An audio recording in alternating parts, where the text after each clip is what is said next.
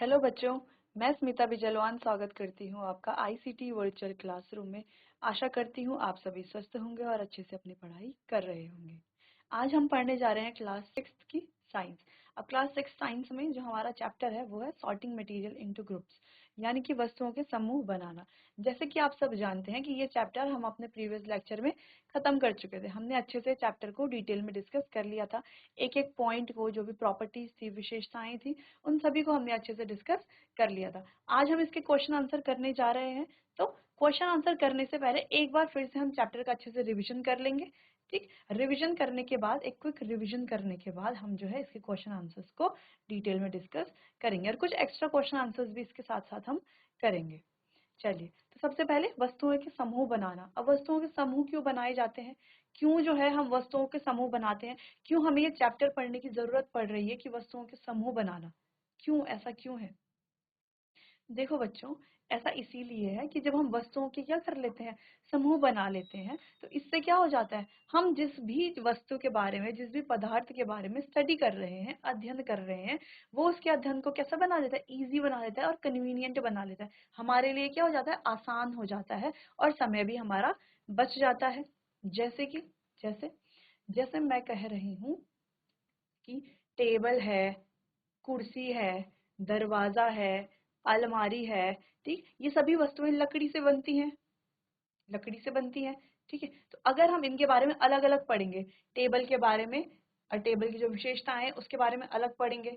ठीक, क्योंकि बना तो लकड़ी से ही, पढ़ना हमें क्या है, एट लास्ट हमें लकड़ी के बारे में ही पढ़ना है। तो टेबल के बारे में हम अलग पढ़ेंगे, दरवाजे के बारे में हम अलग पढ़ेंगे, अलमारी के बारे में हम अलग पढ़ रहे हैं, खिड़की के बारे में हम अलग पढ़ रहे हैं, पलंग के बारे में हम अलग पढ़ रहे हैं। यानी कि जितनी भी लकड़ी से बनी वस्तुएं, सबके बारे में हम अलग अलग पढ़ रहे हैं। उससे क्या हो रहा है, पढ़ तो हम एक ही चीज रहे हैं, पढ़ तो हम लकड़ी के बारे में ही रहे हैं, है ना। लेकिन क्या हो रहा है, बहुत ज्यादा समय लग रहा है, उससे अलग अलग वस्तुओं को पढ़ने में ज्यादा समय लगता है। ठीक, इससे अच्छा हम क्या कर लेते हैं, लकड़ी से बनी हुई जितनी वस्तुएं होती हैं उनका एक समूह बना देते हैं। एक टेबल बना ले या एक कॉलम बना लेते हैं जिसमें सारी वस्तुएं किससे बनी हुई रखी हुई है, लकड़ी से बनी हुई। ठीक, अब उन सभी वस्तुओं का जो हमने समूह बनाया है, जो एक टेबल बनाया है, उसका अध्ययन हम एक साथ करते हैं। ठीक, अब उसके अंदर 100 चीजें हो, 1000 चीजें हो, कितनी भी चीजें हो लकड़ी से बनी हुई, उन सभी का अध्ययन हम क्या करते हैं, एक साथ करते हैं, जिससे हमारा बहुत ज्यादा समय बच जाता है और हम अच्छे से भी पढ़ पाते हैं, है ना। वरना हम अलग अलग प्रॉपर्टीज को कब तक ध्यान में रखेंगे, इसीलिए हम क्या करते हैं, समूह बना करके एक साथ ही पढ़ लेते हैं। ठीक, अब सिर्फ बात लकड़ी की ही नहीं, लकड़ी से बनी हुई वस्तुएं, कागज से बनी हुई वस्तुएं, कपड़े से बनी हुई वस्तुएं, साथ ही प्लास्टिक से बनी हुई वस्तुएं, धातु से बनी वस्तुएं, अधातु से बनी हुई वस्तुएं, इस प्रकार अलग अलग पदार्थों से अलग अलग वस्तुएं बनती है। हम क्या करते हैं, उन्हें क्या अलग अलग समूह बनाते हैं, ताकि हमारे लिए स्टडी करना क्या हो जाए, अध्ययन करना इजी हो जाए, कन्वीनियंट हो जाए। ठीक, हमें ही, हमारा ही समय का क्या हो जाए, बचत हो। ठीक, तो बच्चों, इसीलिए हम वस्तुओं की क्या करते हैं, समूह बनाते हैं। अब जैसे कि हम जानते हैं कि अलग अलग वस्तुएं अलग अलग पदार्थों से बनी हुई होती हैं और कुछ वस्तुएं जो है एक जैसे पदार्थों से भी बनी हुई होती हैं। जैसे कि हम कह रहे हैं कि टेबल, चेयर, ये सारी चीजें क्या है, एक ही पदार्थ से बनी है, यानी कि लकड़ी से ही बनी हुई है। लेकिन कुछ वस्तुएं जो है अलग अलग पदार्थों से भी बनी, जैसे एक कुर्सी का अगर हम एग्जांपल लें, तो वो क्या है, लकड़ी से भी बनती है, प्लास्टिक से भी बनती है, धातु से भी बनती है, यानी कि अलग अलग पदार्थों से बनी हुई है। तो ये चीजें हमें क्या करनी है, ध्यान में रखनी है। चलिए, तो चैप्टर का एक क्विक रिवीजन कर लेते हैं। सबसे पहले कि जब हम अपने आसपास देखते हैं तो हमें क्या दिखती हैं, अलग अलग वस्तुएं दिखती हैं। जैसे कि आप अभी अपने आसपास देखिए तो आपको क्या क्या दिख रहा है, टेबल दिख रहा है, चेयर दिख रही है, साथ ही पेन दिख रहा है, बॉक्स दिख रहा है, बैग दिख रहा है। ठीक है, उसके अलावा डस्टबिन दिख रहा है, डस्टर दिख रहा है, ब्लैक बोर्ड दिख रहा है, स्क्रीन दिख रही है, कई सारी चीजें जो है आपको दिख रही हैं अपने आसपास। अब आप क्या देख पा रहे हैं कि ये जो वस्तुएं हैं, जितनी भी वस्तुएं आपको अपने आसपास दिख रही हैं, ये क्या है, अलग अलग पदार्थों से बनी हुई है।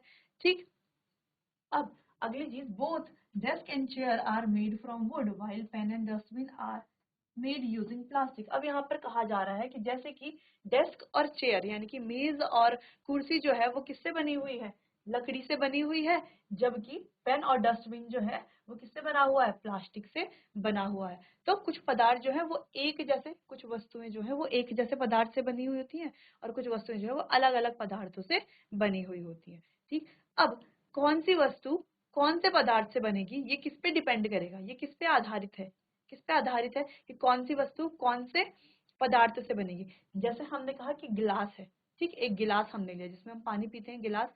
अब हम क्या कह रहे हैं, वो गिलास किससे बन सकता है, लकड़ी से बन सकता है, प्लास्टिक से बन सकता है और धातु से भी बन सकता है। लेकिन क्या वही गिलास जो है हम कागज से बना सकते हैं? देखो, बना तो सकते हैं कागज से, लेकिन उसमें वो गिलास वाले गुण नहीं होंगे, ठीक, वो पानी को नहीं होल्ड कर पाएगा। अगर हम उसमें गरम गरम चाय डाल देंगे तो चाय क्या हो जाएगी, पूरी नीचे निकल जाएगी। यानी कि इससे हम क्या समझ पा रहे हैं कि कौन सी वस्तु कौन से पदार्थ से बनेगी ये उसके गुणों पर निर्भर करता है या उसके गुणों पर आधारित होता है। ठीक, जैसे कि हम कह रहे हैं कि तवा हमारे पास है, ठीक है, जिसमें हम रोटी बनाते हैं। अब वो तवा हम देखते हैं कि धातु से बना हुआ होता है, ठीक, तो आसानी से उसमें रोटी बन जाती है, आग के ऊपर रखना होता है क्योंकि हमें उसको वही तवा अगर हम किससे बनाएं, अगर हम कपड़े से बनाएं, ठीक, या कागज से बनाएं, तो क्या बन जाएगा? देखो, बन तो जाएगा, हम उसमें टेप चिपका करके स्टेपलर मार के कैसे भी करके बना तो देंगे, लेकिन उसमें क्या तवे वाले गुण होंगे? नहीं होंगे। जैसे ही हम उसको गैस के ऊपर रखेंगे या चूल्हे के ऊपर रखेंगे वो तो जल जाएगा, है ना, हम उसमें रोटी नहीं बना पाएंगे, नहीं रोटी सेक पाएंगे। ठीक, यानी कि कौन सी वस्तु कौन से पदार्थ से बनती है ये उसके गुणों पर निर्भर करता है। ठीक, एक ये बहुत इंपॉर्टेंट पॉइंट है, यानी कि the material from which an object is made is depend on its properties, यानी कि कौन सी वस्तु कौन से पदार्थ से बनेगी ये इसके गुणों पर या उसकी प्रॉपर्टीज पर निर्भर करता है। ठीक, अब आगे बढ़ते हैं। अब यहाँ पर कुछ मटेरियल लिखे हुए हैं और कुछ ऑब्जेक्ट्स लिखे हुए हैं, यानी कि कुछ वस्तुएं हैं उनके पदार्थ लिखे हुए कि किस किस पदार्थ से बनती है। जैसे कि पेंसिल जो है प्लास्टिक से और मेटल से बनती है। जैसे कि चेयर यानी कि कुर्सी जो है लकड़ी, स्टील और आयरन से बनती है। तो एक ही वस्तु जो है अलग अलग पदार्थों से बन सकती है और बनती है। ठीक, ये भी हमने यहाँ पर पढ़ लिया था। उसके बाद बात करते हैं मटेरियल्स की प्रॉपर्टीज के बारे में। जो भी हमारे मटेरियल्स होते हैं, यानी कि जो भी हमारे पदार्थ होते हैं, उनके दो मेन प्रॉपर्टीज होती हैं। पहली प्रॉपर्टी क्या, कि वो क्या करती हैं, जगह घेरती हैं, यानी कि स्पेस ऑक्यूपाई करती हैं, जगह घेरती हैं। और दूसरी प्रॉपर्टी क्या है, उनका कुछ ना कुछ क्या होता है, द्रव्यमान होता है, कुछ ना कुछ मास यानी कि वजन होता है, या हम कह सकते हैं कि द्रव्यमान होता है। तो ये दो इंपॉर्टेंट प्रॉपर्टीज हैं जो हर मटेरियल की होती हैं। वैसे तो अलग अलग मटेरियल्स की अलग अलग प्रॉपर्टीज है। जैसे कि प्लास्टिक जो है उसकी प्रॉपर्टी धातु से अलग होगी, धातु जो है उसकी प्रॉपर्टीज लकड़ी से अलग होगी, लकड़ी जो है उसकी प्रॉपर्टीज कपड़े से अलग होगी। ठीक, तो अलग अलग पदार्थों की प्रॉपर्टीज यानी कि गुण जो है वो अलग अलग होंगे। ठीक है, मतलब हर पदार्थ की अलग अलग प्रॉपर्टीज होंगी, लेकिन ये दो प्रॉपर्टीज ऐसी हैं जो हर एक पदार्थ में पाई जाएंगी, चाहे वो प्लास्टिक हो, वो हमारा धातु हो, अधातु हो। ठीक, कोई भी किसी भी प्रकार का पदार्थ हो उसमें ये दोनों प्रॉपर्टीज पाई जाएंगी। कौन सी दोनों प्रॉपर्टीज, कि वो जगह घेरती हैं, वो क्या करती है, स्पेस ऑक्यूपाई करती हैं। दूसरी, उनका कुछ ना कुछ वजन होता है। ठीक है, उनका क्या होता है, मास होता है। तो ये दो प्रॉपर्टीज ये भी हम पढ़ चुके थे। आगे बढ़ते हैं, यहाँ पर बहुत सारी वस्तुएं लिखी हुई हैं जो कि क्या है, अलग अलग मटेरियल से बनी हुई है। जैसे कि हम देख पा रहे हैं डेस्क है, चेयर है, ये हमें क्या दिख रही है कि धातु से बनी हुई है। बाकी बैकपैक है, कपड़े से बना हुआ है। टेप है, ठीक है, हमें क्या दिख रहा है, इसकी जो लोअर बॉडी है वो किससे बनी है, प्लास्टिक से बनी है, और अपर बॉडी भी अलग प्रकार के प्लास्टिक से बनी है। वैसे ही कैंची है, तो इसकी जो ये वाली बॉडी है ये किससे बनी है, ये तो प्लास्टिक से बनी है। जबकि ये जो आगे की जिससे हम कटिंग करते हैं ना, ये जो काटने वाला पार्ट होता है कैंची का, वो किससे बना है, धातु से बना है। ठीक, वैसे ही हमारे पास ये जो पिन्स होती हैं या कंपास होता है, ये भी कुछ पार्ट जो है इनका प्लास्टिक से बना है, कुछ पार्ट धातु से बना है। इसी प्रकार ये कुछ वस्तुएं ऐसी जिनको हम अपने डेली लाइफ में यूज करते हैं, उपयोग इनका करते हैं। और यहाँ पर हमें क्या देखने को मिल रहा है कि ये वस्तुएं जो है अलग अलग पदार्थों से बनी हुई है। ठीक, और कुछ वस्तुएं जो है वो एक जैसे पदार्थों से भी बनी हुई है, और कुछ वस्तुएं एक से अधिक पदार्थों से भी बनी हुई है। तो तीन चीजें हमने यहाँ पर देखी कि अलग अलग वस्तुएं अलग अलग पदार्थों से बनी हुई है, कुछ वस्तुएं जो है एक जैसे पदार्थों से भी बनी हुई है, और कुछ वस्तुएं जो है एक से अधिक पदार्थों से भी बनी हुई है। ठीक, ये तीन चार चीजें हमने यहाँ पर ऑब्जर्व की है, नोटिस की है। अब आगे बढ़ते हैं। अब जो भी हमारे पदार्थ हैं उनका वर्गीकरण हम कैसे करते हैं, है ना, पदार्थों का पहले हमने ये पढ़ लिया कि उनके हम क्या करते हैं, अलग अलग समूह बनाते हैं। अब ये समूह बनाते किस आधार पर है ना, किस बेस पे जो है हम इनको बांटेंगे, इनके जो है समूह बनाएंगे। तो पहली चीज तो ये हमने पहले ही पढ़ ली थी कि देखो कुछ फिजिकल प्रॉपर्टीज के आधार पर हम इनको बांट सकते हैं, जैसे आकार के आधार पर, है ना, कुछ जो गोल वस्तुएं हैं उनको एक तरफ रख दिया, जो वस्तुएं ट्राइंगल शेप में है उनको एक तरफ रख दिया, ठीक। या भारी वस्तुएं और हल्की वस्तुएं, इनको इस तरीके से भी हम बांट सकते हैं कि भारी वस्तुओं को एक तरफ रख दिया और हल्की वस्तुओं को एक तरफ रख दिया, ठीक। लेकिन यहाँ पर भी हम अच्छे से इनको क्या नहीं कर पा रहे थे, वर्गीकृत नहीं कर पा रहे थे। इसीलिए जो है हमारे पास हमारी एनसीईआरटी बुक में हमने क्या पढ़े हैं, 5 प्रॉपर्टीज पढ़ी हैं, जिनके आधार पर हम क्या करते हैं, मटेरियल्स को क्या करते हैं, क्लासिफाई करते हैं, वर्गीकृत करते हैं। तो ये 5 प्रॉपर्टीज कौन कौन सी हैं? पहला है अपीयरेंस यानी कि दिखावट, दूसरा है हार्डनेस यानी कि कठोरता, ठीक। तीसरा है सॉल्युबिलिटी यानी कि घुलनशीलता, जिसमें विलय और अविलय के बारे में हम पढ़ते हैं।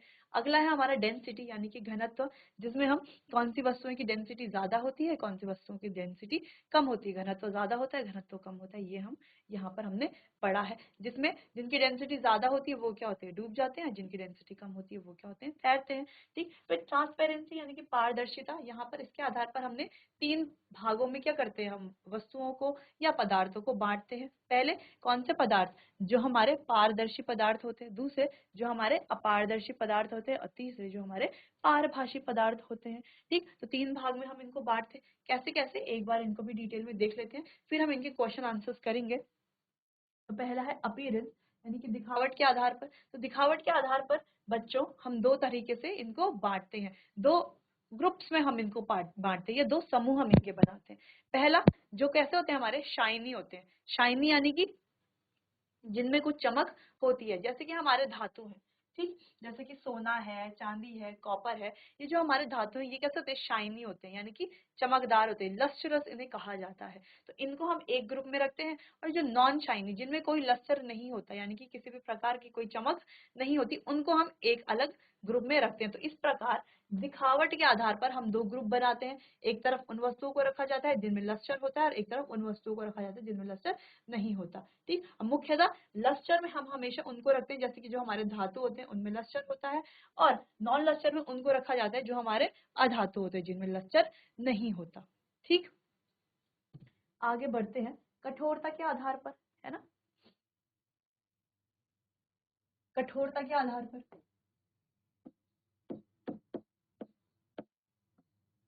अब कठोरता के आधार पर कैसे हम बांटते हैं, 2 भागों में उनको बांटते हैं, एक हमारे कोमल पदार्थ और एक हमारे कठोर पदार्थ, ठीक। अब कठोरता के आधार पर तो इसी प्रकार से बांट सकते हैं, एक तरफ हमारे जो कठोर पदार्थ हैं और एक तरफ जो हमारे कोमल पदार्थ हैं। अब कठोर पदार्थ जैसे कि हीरा हो गया, कांच हो गया, ईंट हो गई, लकड़ी हो गई, तो ये सारे ही पदार्थ कैसे पदार्थ है, कठोर पदार्थ है। अब कठोर पदार्थों को हम परिभाषित कैसे करेंगे, अब वे पदार्थ जिनको ना तो संपीड़ित किया जा सकता है ना, कंप्रेस नहीं किया जा सकता, और ना ही खरोचा जा सकता है, ठीक। जिन पदार्थों को ना संपीड़ित किया जा सकता है ना ही खरोचा जा सकता है, वह पदार्थ कैसे हो गए, हमारे कठोर पदार्थ हो गए। जैसे कि हमने कहा हमारे पास हीरा है, कांच है, और ईंट है, लकड़ी है, तो ये सारे पदार्थ कैसे हैं, कठोर पदार्थ हैं। अब अगले ग्रुप की तरफ बढ़ते हैं, जिसमें कि हमने कोमल पदार्थों को रखा हुआ है। अब कोमल पदार्थ जिनको आसानी से संपीड़ित किया जा सकता है, यानी कि दबाया जा सकता है और खरोचा भी जा सकता है, ठीक। ऐसे पदार्थ जिनको संपीड़ित भी किया जा सकता है और खरोचा भी जा सकता है, तो उन्हें कहाँ रखते हैं हम, जो हमारे सॉफ्ट पदार्थ यानी कि जो हमारे कोमल पदार्थ होते हैं उसकी श्रेणी में रखा जाता है। जैसे कि हम कहें कि रबड़ है, स्पंज है, कॉटन है यानी कि रुई है, ठीक। तो इस प्रकार से जो वस्तुएं हैं इन्हें किस में रखा जाता है, सॉफ्ट में रखा जाता है, ठीक। तो कठोरता के आधार पर तो हम 2 तरह से इनको बांटते हैं।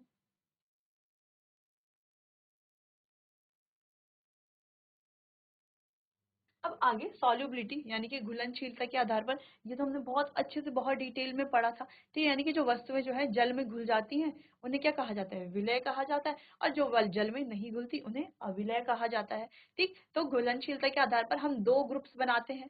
एक तरफ उन वस्तुओं को रखा जाता है जो घुलनशील है, जैसे कि जल में, जैसे कि हम कहें सिरका है, चीनी है, नमक है, तो ये सारी वस्तुएं क्या है, जल में घुलनशील है, तो इन्हें एक ग्रुप में रखा जाता है, एक समूह में रखा जाता है।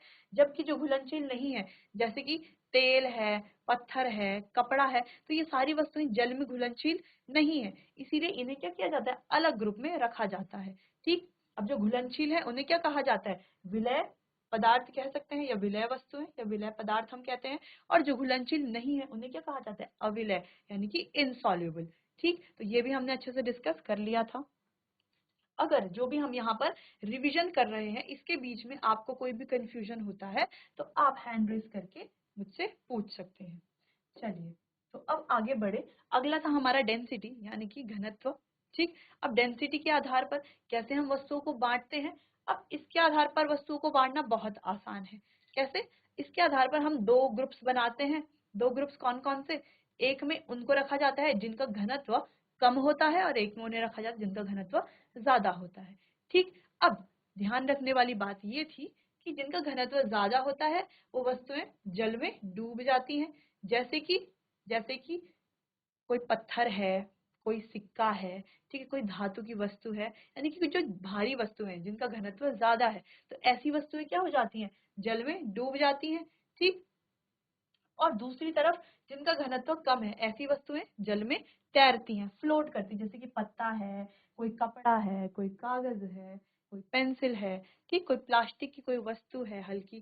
ठीक, तो इस प्रकार की वस्तुएं जिनका डेंसिटी यानी कि घनत्व कम होता है वो पानी में तैरती है। तो घनत्व के आधार पर हम क्या करते हैं? दो भागों में बांटते हैं वस्तुओं को। एक तरफ ऐसी वस्तुएं जो डूब जाती हैं जल में और एक तरफ ऐसी वस्तुएं जो जल जल में तैरती है, यानी कि एक तरफ ऐसी वस्तुएं जिनका घनत्व ज्यादा है और एक तरफ ऐसी वस्तु है जिनका घनत्व कम है।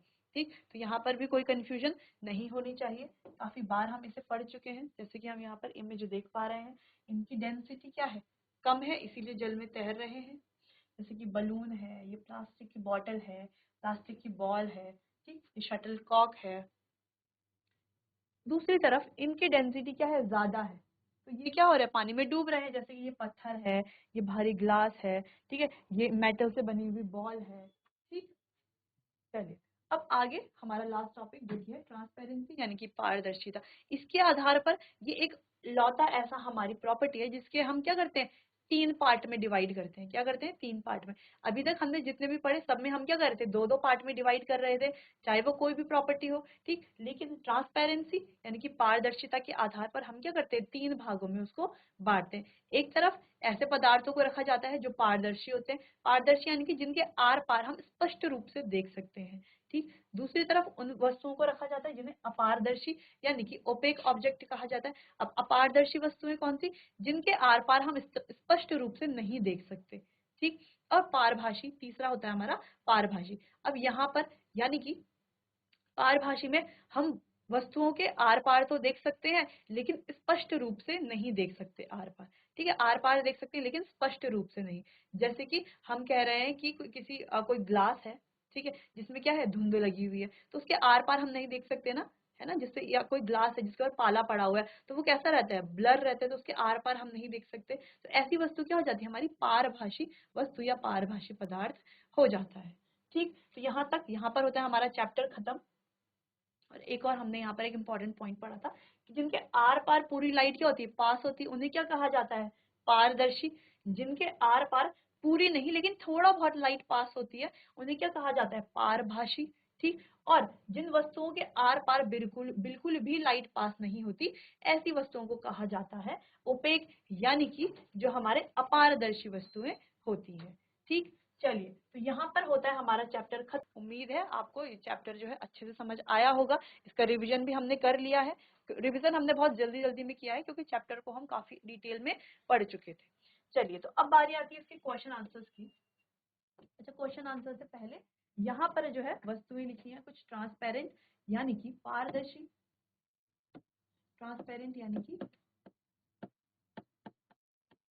पारदर्शी वस्तुएं हैं, ठीक, जिनके आर पार हम बिल्कुल देख पाते हैं, जैसे कि ये स्पेक्स हैं, ठीक है, और भी बहुत सारी। यहाँ पे आर ग्लास है, ये क्या है? लेंस है। ठीक, तो इनके आर पार हम देख सकते हैं। ट्रांसल्यूसेंट यानी कि पारभाषी, जिनके आर पार हम देख सकते हैं लेकिन स्पष्ट रूप से नहीं देख सकते। जैसे कि हमने कहा ये नोट है, ठीक, तो इसके आर पार क्या होता है? हम हल्का धुंधला धुंधला देख सकते हैं लेकिन स्पष्ट रूप से नहीं देखा जा सकता। ठीक, जैसे कि इस तरीके से ये पेपर है, या इस तरीके से जब मौसम हो जाता है, ठीक, या हमारे पास कोई ग्लास है जिसमें क्या है? जो कैसा है? ब्लर है, ठीक, धुंधला है। अगला ओपेक ऑब्जेक्ट यानी कि अपारदर्शी।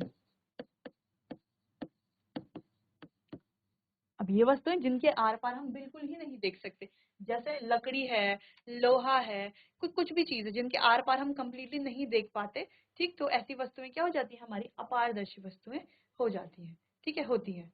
चलिए, तो अब इसे क्वेश्चन आंसर्स की तरफ बढ़ते हैं। तो क्वेश्चन आंसर बहुत इजी इजी क्वेश्चन आंसर्स है, ठीक है, कुछ हम एक्स्ट्रा क्वेश्चन आंसर भी यहाँ पर करेंगे। चलिए, तो पहला है name 5 object which can be made from would, यानी कि ऐसे 5 ऑब्जेक्ट्स हमें लिखने हैं जो लकड़ी से बनते हैं, ठीक है, लकड़ी, वुड यानी कि लकड़ी, तो जो लकड़ी से बनते हैं ऐसे 5 ऑब्जेक्ट कौन से होते हैं। चलिए, तो आराम से हम लिख सकते हैं, कुर्सी है,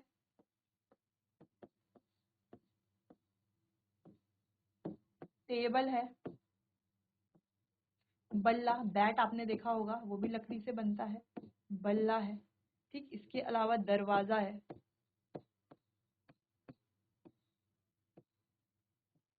इसके अलावा पलंग है, यानी कि चेयर है, टेबल है, बैट है, ठीक, कौन से बैट, क्रिकेट बैट की बात हो रही है, ठीक है, दरवाजा यानी कि डोर है, और अगला पलंग यानी कि बेड है।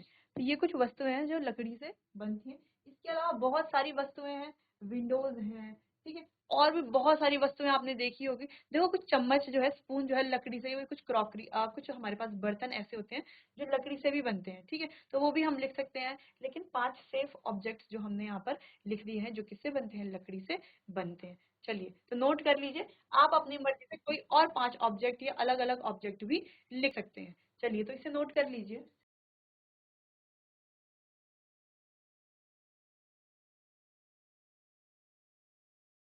चलिए, अगले प्रश्न की तरफ बढ़ते हैं। अच्छा, अगला प्रश्न थोड़ा सा क्या है, डिफरेंट है। ध्यान से देखिए, यहाँ पर लिखा है match the objects given below with the material from which they could be made. ठीक है, तो हमें क्या करना है, इन ऑब्जेक्ट को क्या करना है, मैच करना है, मिलाना है, किससे मिलाना है, जिससे ये बन सकती है। जो ऑब्जेक्ट हैं, वस्तुएं हैं, ये कौन से पदार्थ से बनी हुई है, वहां हमें क्या करना है, इसको मैच करना है। ठीक, आगे लिखा है remember an object could be made from more than one material and given material could be use for making many objects. ठीक, अच्छा, यहाँ पर एक इंपॉर्टेंट पॉइंट और लिखा हुआ है कि एक वस्तु जो है एक से अधिक पदार्थों से बनी हुई हो सकती है। ठीक है, एक वस्तु एक से अधिक पदार्थों से बनी हुई हो सकती है। चलिए, तो सबसे पहले है बुक। अब बुक किससे बनी हुई है, देखो, बुक तो बहुत सिंपल है, पेपर से ही बनी हुई है, पहला पॉइंट। अब टम्बलर यानी कि ग्लास जिससे हम पानी पीते हैं, वो किससे बना होगा, गिलास से ही बना होगा, सेकंड पॉइंट। ठीक, अब चेयर यानी कि कुर्सी, देखो किससे बनी हुई होगी। अब कुर्सी में क्या है, डिफरेंट है, दो चीजें। अब कुर्सी लकड़ी से भी बनी हुई हो सकती है और प्लास्टिक से भी बनी हुई हो सकती है, तो आपने देखा ही होगा, है ना, कुछ कुर्सियां जो है लकड़ी से बनी हुई होंगी, कुछ जो है प्लास्टिक से बनी हुई होंगी। तो यहाँ पर आप दो में कर सकते हो, या आप इस तरीके से लिख सकते हो, चेयर, इसके आगे आप लिख सकते हो वुड और कॉमा प्लास्टिक। ठीक है, क्योंकि ये जो लकड़ी, जो चेयर जो है, वो एक से अधिक पदार्थों से बनी हुई हो सकती है। ठीक, चलिए, अब बात आती है, तो वुड में ही हम कर ले रहे हैं। अब बात आती है टॉय की, खिलौने की। अब देखो, खिलौना तो लकड़ी से भी बना हुआ हो सकता है, प्लास्टिक से भी बना हुआ हो सकता है, लेदर से भी बना हुआ हो सकता है। साथ ही खिलौने तो हमने पेपर से बने हुए भी देखे हैं, खिलौने जो है कांच से भी बने हुए देखे हैं, ग्लास से भी बन सकते हैं। ठीक, तो कई सारी चीजों से टॉयज बन सकते हैं। हम यहाँ पर प्लास्टिक टिक कर रहे हैं, लेकिन टॉय जो है, खिलौना जो है, वो प्लास्टिक से भी बना हुआ हो सकता है, वो वुड से भी बना हुआ हो सकता है, ठीक, वो जो है ग्लास से भी बना हुआ हो सकता है, बनते हैं, कांच से भी बनते हैं खिलौने। ठीक, अब वो जो है लेदर से भी बना हुआ हो सकता है, लेदर से भी बना हुआ हो सकता है। ठीक, अब बात करते हैं शूज की। तो शूज हमारे किससे बनते हैं, लेदर से बनते हैं। देखो, प्लास्टिक से भी शूज बनते हैं, बहुत सारे शूज आपने देखे होंगे जो प्लास्टिक से बने हुए होते हैं। ठीक, तो शूज भी हमारे एक से अधिक मटेरियल यानी कि एक से अधिक पदार्थ से बन रहे हैं, जैसे कि लेदर से भी बन रहे हैं, या हम कह रहे हैं प्लास्टिक से भी बनते हैं। वैसे ही टम्बलर यानी कि जो ग्लास है, टम्बलर किसे कहा जाता है, ग्लास, टम्बलर यानी कि वो बर्तन जिसमें हम क्या कर रहे हैं, चाय पी रहे हैं या पानी पी रहे हैं। ठीक, तो वो ग्लास से तो बनता है, ठीक, लेकिन वो प्लास्टिक से भी तो बन सकता है, प्लास्टिक से भी तो बनता है, वो लकड़ी से भी तो बन सकता है। ठीक, यहाँ पर हमने सिंपली तो हमने क्या कर लिया है, ठीक कर लिया है, मैच कर लिया है, लेकिन यहाँ पर हमने क्या लिख लिया है, वस्तुएं लिख ली है जो क्या है एक से अधिक पदार्थों से भी बन सकती है। ठीक है, तो इस तरीके से आपको भी ये नोट कर लेना है। चलिए, तो इसे नोट कर लीजिए, आगे बढ़ते हैं फिर।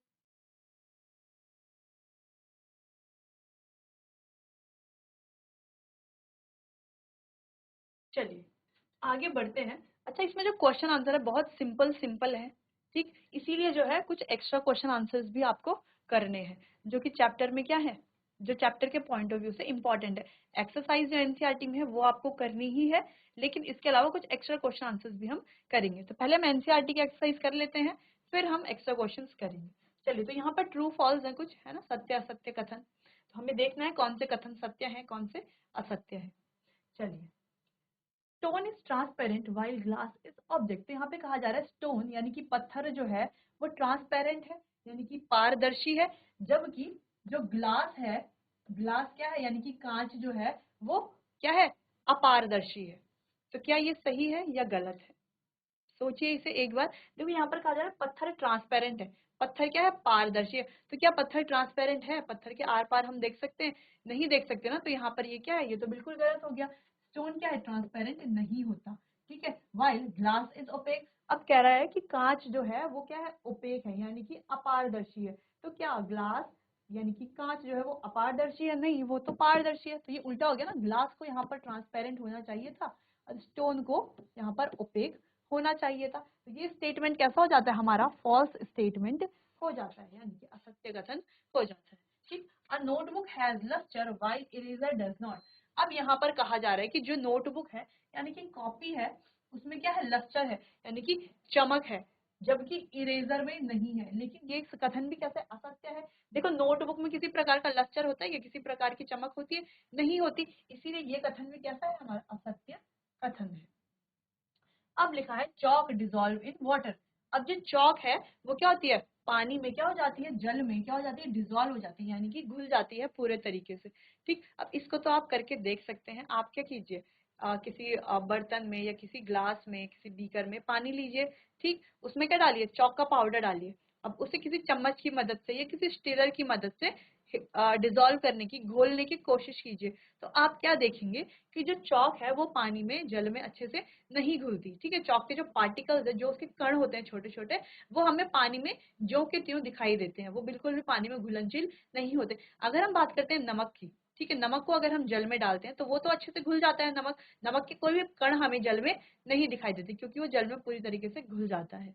ठीक, लेकिन वही चौक जो है वो जल में नहीं घुलती। ठीक है, तो ये कथन भी क्या है, हमारा असत्य कथन है, फॉल्स स्टेटमेंट है। अब piece of wood floats on water.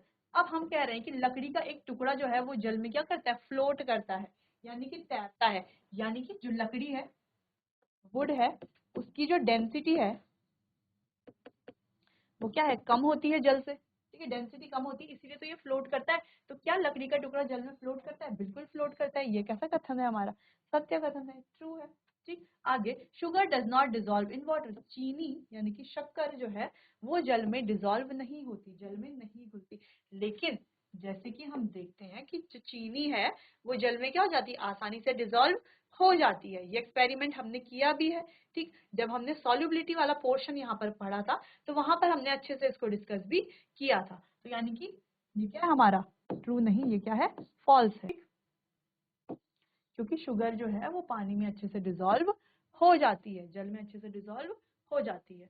Oil mixes with water. अब यहाँ पर कह रहा है कि ऑयल यानी कि तेल जो है वो जल के साथ मिक्स हो जाता है, कंप्लीटली मिश्रित हो जाता है कि जल के साथ ऑयल? नहीं, हमने देखा होगा जब हम बीकर में इस तरीके से क्या लेते हैं, जल लेते हैं और उसके ऊपर जब हम ऑयल डालते हैं, कितना भी घोलने की कोशिश करें, ऑयल क्या आ जाता है, ऊपरी सतह पर आ जाता है, आ जाता है, ऊपर की तरफ आ जाता है। क्यों आ जाता है? क्योंकि उसकी डेंसिटी क्या होती है, जल की डेंसिटी से कम होती है। ठीक, इसीलिए वो ऊपर आ जाता है। तो ऑयल मिक्सेस विद वाटर, ये भी फॉल्स है। ठीक है, ऑयल जो है मिक्स नहीं होता। अगला, sand settles down in water. अब सैंड जो है वो जल में क्या होती है, सेटल हो जाती है नीचे की तरफ। तो ये कथन क्या है, ये एक सत्य कथन है। जैसे कि हमने देखा है, किसी बीकर में हमने क्या लिया, पानी लिया, उसमें क्या डाल दी, रेत डाल दी। अब उसको घोला तो कुछ कण ऊपर रहेंगे, बाकी के कण कहाँ चले जाते हैं, नीचे चले जाते हैं, रेत। तो ये कैसा कथन है हमारा, sand settle down in water. और जो सैंड है वो क्या होती है, नीचे की तरफ सेटल हो जाती है। तो ये क्या है, ट्रू है। ठीक। अगला, विनेगर डिजॉल्व इन वाटर। तो जो हमारा विनेगर है यानी कि सिरका है, वो जल में क्या होता है, डिजॉल्व हो जाता है। बिल्कुल डिजॉल्व हो जाता है। अगर हमने एक गिलास में क्या लिया, वाटर लिया, उसमें 1 चम्मच क्या डाल दे, सिरका डाल दे, उसको घोले, क्या देखेंगे कि वो जो है आसानी से घुल जाएगा। तो ये कथन भी है हमारा ट्रू है। तो इस तरीके से कुछ क्वेश्चंस हमने अब कर लिए हैं। अब कुछ क्वेश्चन जो बचे हुए हैं और कुछ एक्स्ट्रा क्वेश्चन जो है वो हम करेंगे अपने अगले आने वाले सेशन में। तब तक के लिए अगर आपको कहीं पर समझ नहीं आता तो आप मुझसे पूछ सकते हैं। अच्छे से अपनी पढ़ाई करते रहिए। चलिए, तो मिलते हैं अपने आने वाले अगले सेशन में। तब तक के लिए आपका बहुत बहुत धन्यवाद।